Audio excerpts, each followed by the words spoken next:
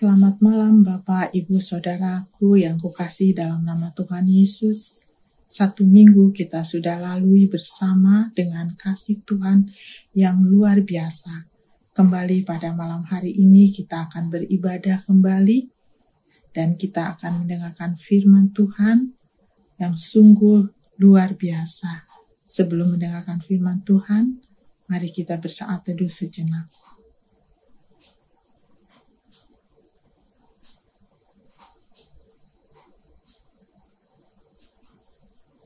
Saat teduh selesai, mari kita menyiapkan hati kita untuk siap mendengar firman Tuhan.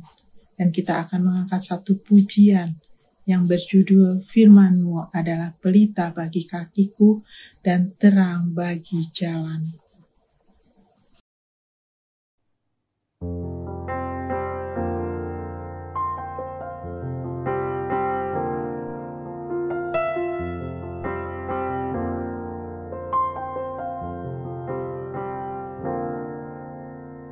Firman-Mu pelita bagi kakiku, terang bagi jalanku. Firman-Mu pelita bagi kakiku, terang bagi jalanku.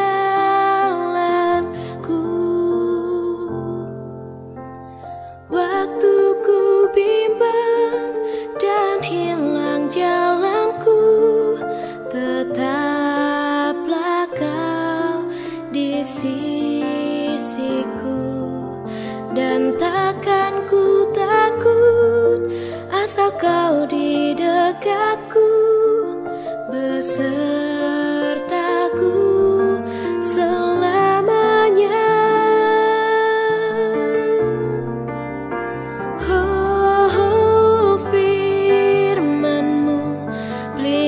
Bagi kakiku, terang bagi jalanku. Firman-Mu pelita bagi kakiku, terang bagi jalanku. Terang bagi jalanku. Terang bagi jalanku.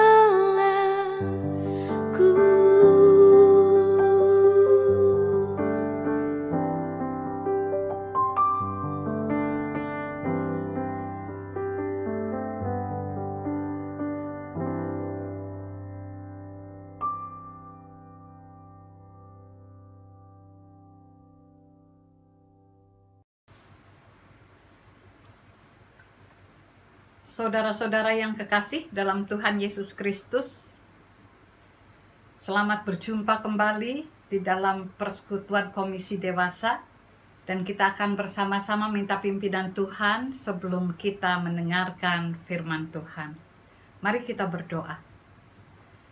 Bapa yang Maha Pengasih, kami mengucap syukur sebab kami diberikan waktu dan kesempatan berkumpul bersama.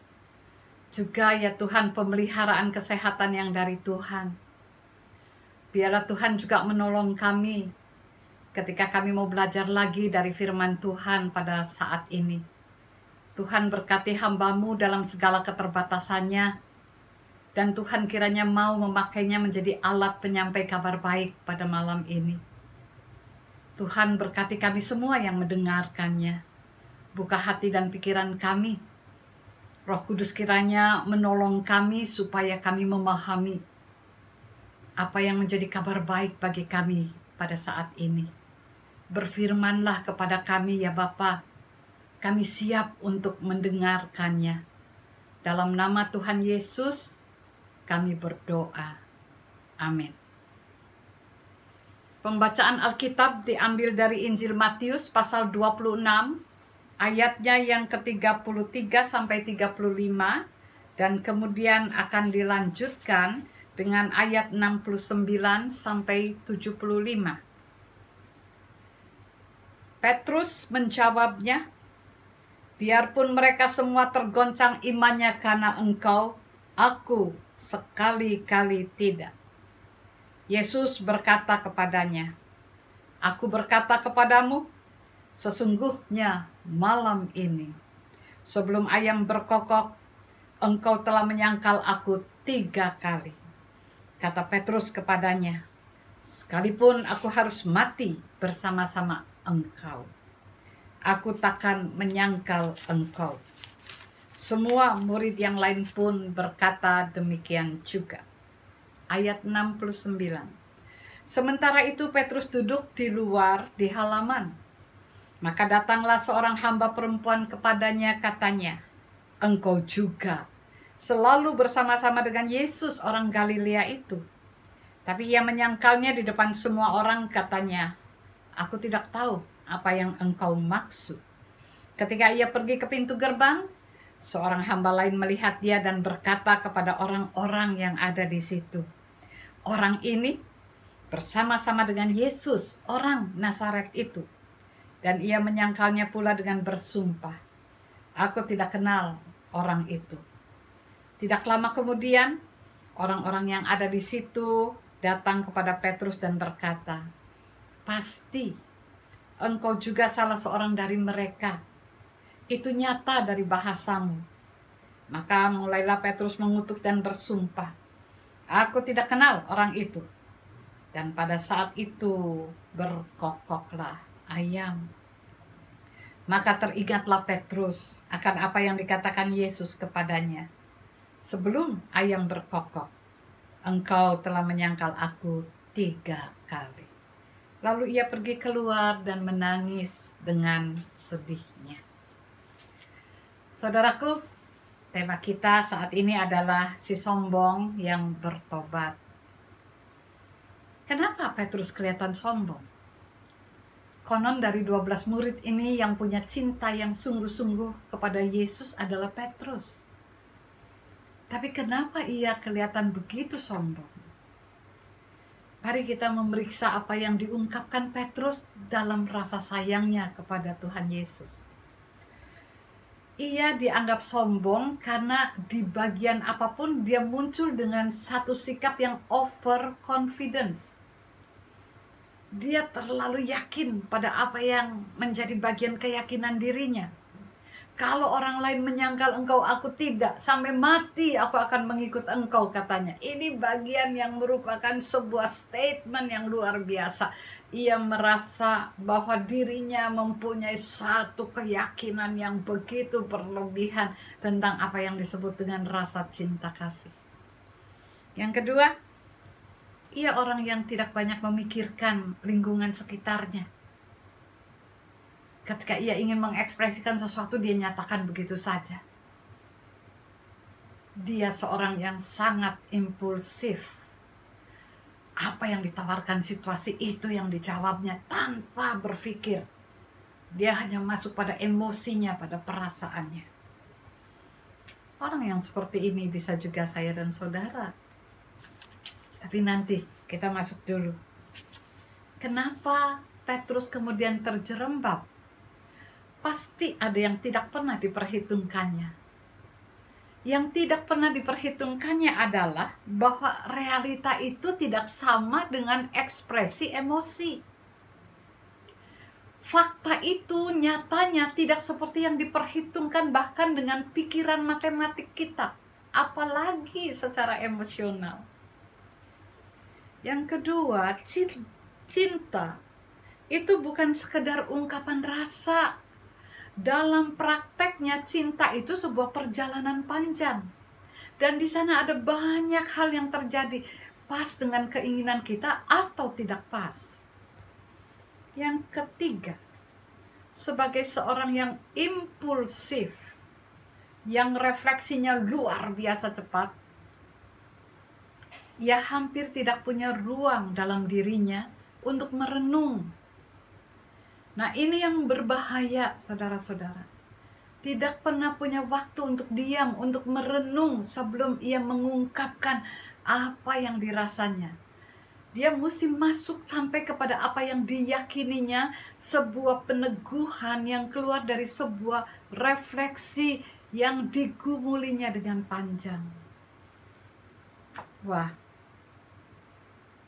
lihatlah di pengadilan Yesus, waktu tidak ada teman, tidak ada siapa-siapa, dan Petrus ini termasuk orang yang mau mencoba-coba untuk mengikuti proses penderitaan Yesus. Tapi di pintu gerbang pengadilan itu, ketika dia mencoba masuk ke halaman dan melihat pengadilan Yesus, di sana dia menyangkal 3 kali.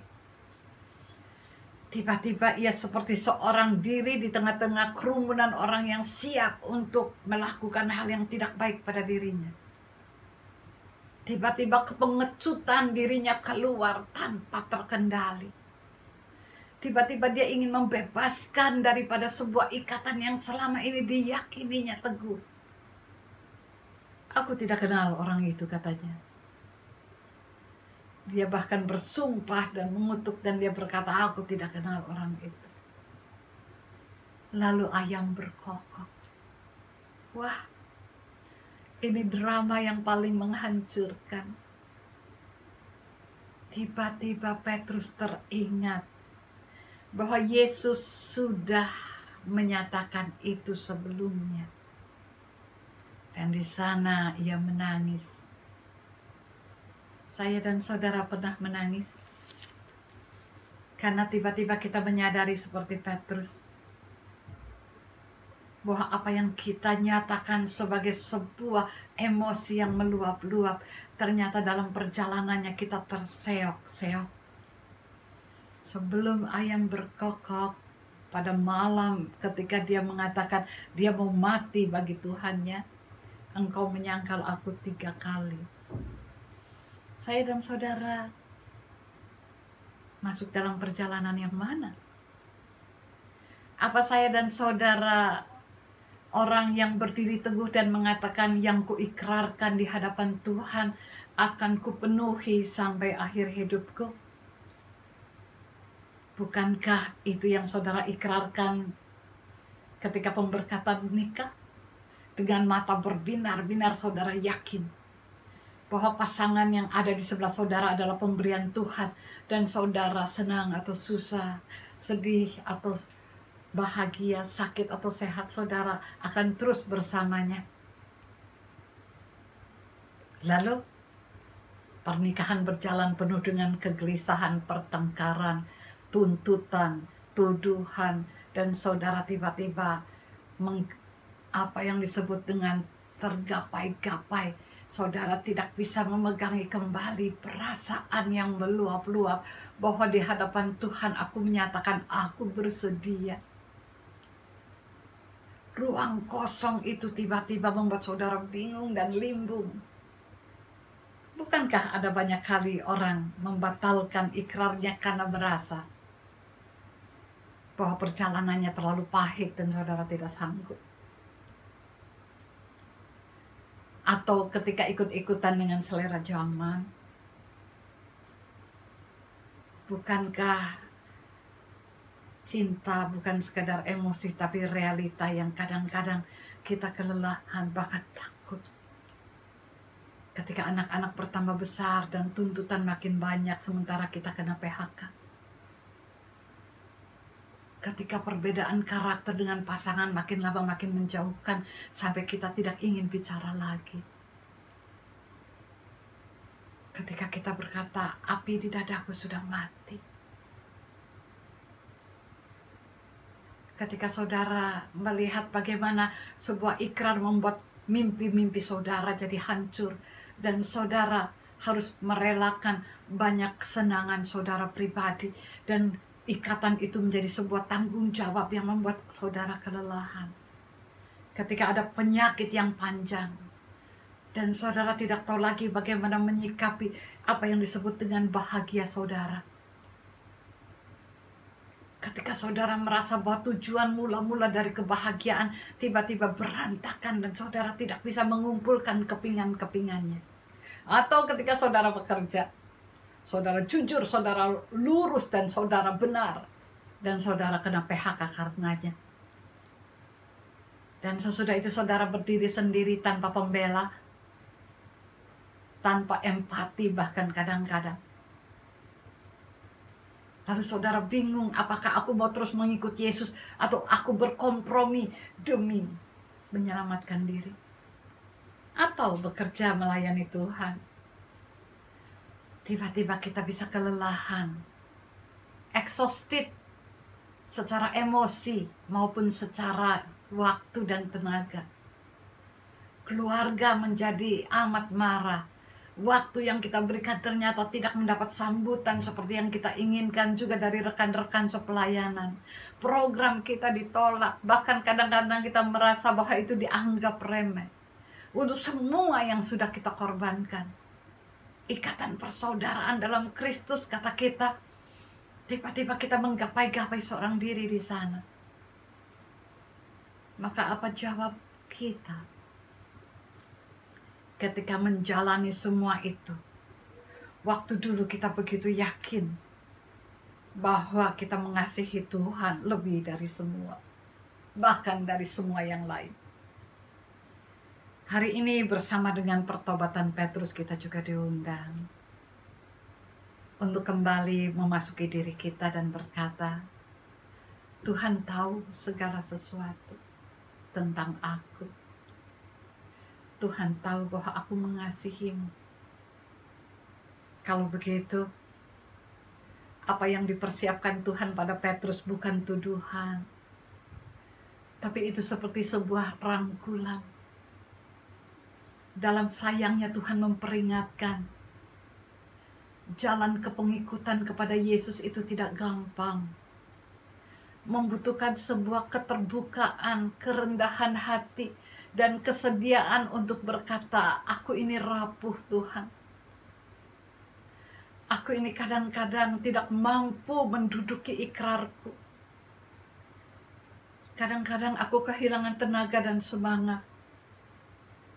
Kadang-kadang aku ingin lari. Seperti kalau saudara pernah melihat di film Quo Vadis, saat pembakaran dan penyaliban orang Kristen, katanya Petrus mencoba keluar dari lorong sempit untuk melarikan diri, dan dia bertemu dengan seseorang yang menyapanya, Quo Vadis, mau kemana? Lalu dia menyadari itu adalah sapaan Yesus, dia dan berpaling kembali, dan kemudian mati dengan dicungkir balikan badannya disalib. Begitu beratkah ikrar kepengikutan terhadap Kristus? Bagian yang ini menjadi perenungan saya dan saudara. Ketika memandang pasangan kita dengan cinta yang sama, sesudah berpuluh tahun menikah, ketika memandang orang tua kita, ketika memandang anak-anak kita, dengan sebuah rasa cinta yang sama. Bahkan ketika kita tidak tahu bagaimana harus membagi waktu dan kesenangan diri demi memperhatikan mereka. Ketika bekerja dan kita menduduki prinsip kebenaran dan kasih Tuhan, dan mengandalkan Tuhan dan bukan kekuatan kita. Atau ketika kita sukses dan kita tidak takabur sebab kita tahu ini adalah anugerah Tuhan untuk dipakai menjadi bagian dari kesaksian yang benar. Lihat Petrus, sesudah pencurahan Roh Kudus, dia jalan dengan sebuah konfirmasi. Tuhan tahu betapa aku mengasihimu, katanya. Roh Kudus yang menolongnya sebab ia rapuh dan ia terbuka pada apa yang menjadi koreksi dan apa yang menjadi bagian dari sebuah keberanian kesaksian hidupnya. Saya dan saudara merenungkannya dalam Minggu Prapaskah ini. Mari kita berdoa dan memohon kepada Tuhan seperti sebuah doa yang berkata, ajari aku punya mata Tuhan, yang mampu memancarkan sinar cinta kasih seperti yang sudah Kau anugerahkan. Beri aku ketabahan untuk menjalani pengorbanan yang terasa diam dan hening di saat-saat paling lemah dari diriku. Beri kepada saya keteguhan hati untuk mengikuti jejakmu, walaupun saya harus berani menyangkali diri. Peluk saya waktu saya ketakutan, supaya saya tidak menjadi seorang pengecut dan menghancurkan hidup yang Tuhan anugerahkan. Beri saya cinta yang cukup, supaya melalui itu saya bersaksi bahwa Tuhan mengingatkan saya, Tuhan memeluk saya dalam kerapuhan, dan mengajari saya untuk ikut di belakang kasih-Mu. Tuhan memberkati kita. Amin. Bapa di sorga yang kami kenal dalam Tuhan Yesus Kristus, kami bersyukur untuk semua anugerah yang Tuhan berikan buat kami, pribadi lepas pribadi. Ya Tuhan, kami mohon pertolongan-Mu dalam kami menjalani kehidupan kami setiap hari untuk tetap berkenan kepadamu. Ampuni kami jika kami melakukan perbuatan yang melawan kehendak-Mu. Kami mohon, ya Tuhan, kami manusia yang lemah dan selalu berbuat seperti yang kami inginkan, bukan seperti yang Engkau kehendaki. Ampuni kami, ya Tuhan. Dalam masa pandemi COVID-19 ini, kami penuh kekhawatiran dan kadang membuat kami takut.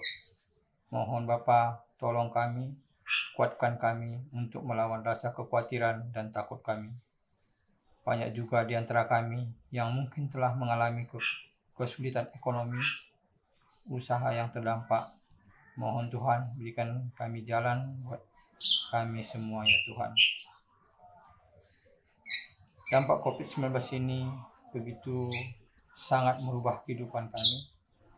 Tolong Tuhan agar kami dan pemerintah kami bisa bersatu padu untuk bisa menyelesaikan permasalahan ini. Di antara saudara kami mungkin juga ada yang pada saat ini masih dalam perawatan dan penyembuhan COVID-19 atau sakit yang lain. Tolong ya Tuhan penyertaan-Mu dalam penyembuhan dan perawatan. Ya Tuhan, berkati gereja dan jemaat, khususnya GKI Pakuwon, untuk tetap berpengharapan kepadamu dan berada di jalan-Mu. Begitu juga pendeta kami yang Engkau tempatkan di gereja GKI Pakuwon, berikan semangat dan kekuatan dalam tugas yang Tuhan berikan kepadanya. Bangsa dan negara kami juga pada saat ini mengalami bencana alam di mana-mana. Kiranya ya Tuhan, kemurahan hati-Mu untuk kami semua tetap semangat dan memberikan pertolongan buat saudara kami yang terdampak bencana. Puji syukur kami kepadamu ya Tuhan. Kami tahu Engkau mengasihi kami. Engkau lebih mengerti tentang kami. Inilah doa kami dan harapan kami kepadamu, yang kami datang melalui Yesus Kristus Tuhan kami yang hidup. Amin. Puji Tuhan, kita sudah mendengarkan firman Tuhan yang dibawakan oleh hambanya Ibu Hilda. Kami mengucapkan terima kasih kepada Ibu Hilda yang sudah membawakan firman yang menjadi berkat buat kami. Sebagai respon daripada firman yang baru saja ditabur, kita mengucap syukur kalau kita sudah ditebus, kita diselamatkan. Sebagai komitmen kita kepada firman Tuhan yang baru saja kita dengar, kita akan angkat satu pujian yang sungguh menjadi janji kita pada Tuhan. Merupakan ucapan syukur kita yang sungguh luar biasa. Itu saja yang bisa kita berikan buat Tuhan. Kita berterima kasih karena Tuhan sudah menyelamatkan kita dan Tuhan memanggil kita untuk kita menjadi teman sekerjanya. Mari kita angkat pujian. Betapa hatiku berterima kasih Tuhan.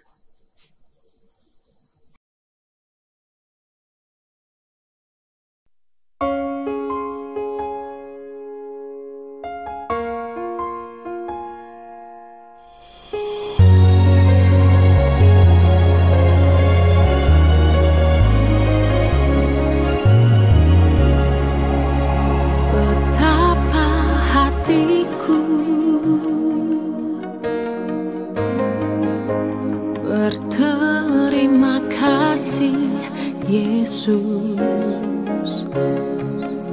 Kau mengasihiku, Kau memilikiku. Hanya ini Tuhan persembahanku, segenap hidupku, jiwa dan ragaku. Sebab tak ku miliki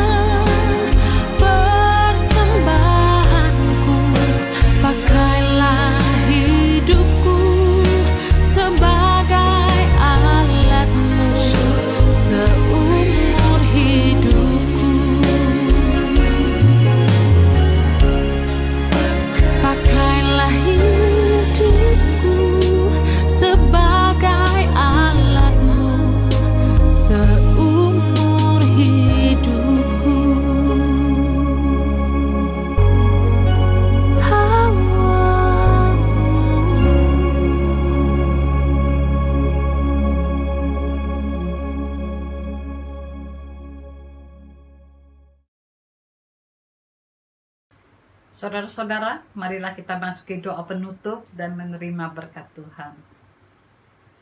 Ya Tuhan, kami mengucap syukur untuk persekutuan kami. Kami mengucap syukur ketika kami belajar untuk memeriksa diri kami. Apakah kami mengaku sebagai murid Kristus, melewati berbagai persoalan hidup kami? Apakah kami belajar setia kepada Tuhan, ketika kadang-kadang kami kesepian dan merasa seorang diri tanpa pembelaan? Atau ampuni kami Tuhan, ketika kami juga terlalu arogan, bahwa kami meyakini kami lebih baik dari orang lain dalam mengasihi Tuhan.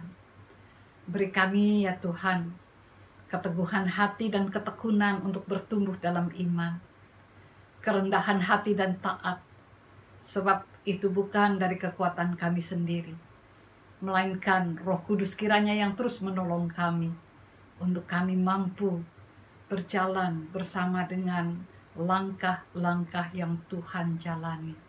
Terpujilah Tuhan. Malam ini kami juga membawa diri kami dan mohon untuk diberkati. Anugerah Tuhan kita Yesus Kristus, kasih Allah Bapa, dan dengan persekutuan Roh Kudus menyertai kita sekalian. Amin.